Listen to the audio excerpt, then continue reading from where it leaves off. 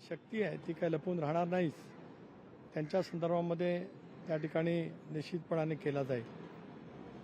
आज आम्ही सर्वच भारतीय या घटनेने दुःखित आहोत, वेदना आहेत, पण प्रचंड प्रमाणावरची चीड आमच्या सर्वांच्या मनामध्ये आहे. यापूर्वीसुद्धा काश्मीर अशांत होतं.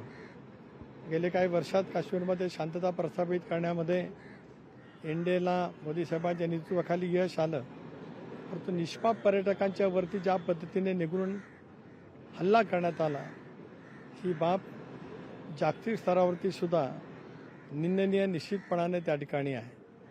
राष्ट्रवादी काँग्रेस पक्षाने आज माझ्या सर्व प्रमुख सहकाऱ्यांच्या उपस्थितीमध्ये या संदर्भातल्या संतप्त भावना प्रतिक्रिया या ठिकाणी व्यक्त केलेल्या आहेत.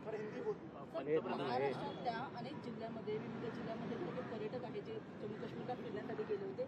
अजूनही बरेच पर्यटक जे आहेत ते तिथे अडकून पडलेले आहेत. राज्य सरकारच्या वतीने आणि एकूणच भारत सरकारच्या वतीने काय प्रयत्न केले तुम्ही काय माहिती घेतली का? भारत सरकार तर प्रयत्न करतच आहे, पण राज्याचे मुख्यमंत्री देवेंद्रजी, उपमुख्यमंत्री अजितदादा, उपमुख्यमंत्री एकनाथराव शिंदे हे सर्वजण या सगळ्या परिस्थितीवरती पूर्णपणाने लक्ष ठेवून आहेत. प्रत्येकाने आपापल्या परीने त्या पद्धतीचे प्रयत्न सुरू केलेले आहेत.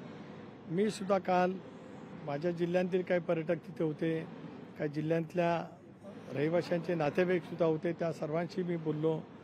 राज्यमंत्री मुरलीधर मोहोळ हे सुद्धा त्या ठिकाणी प्रयत्न करत आहेत.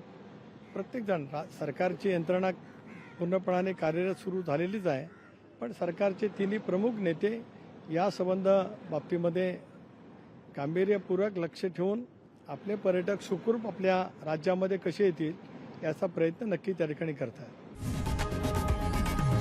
लोकशाही मराठी ऐका, पहा, जागरूक रहा.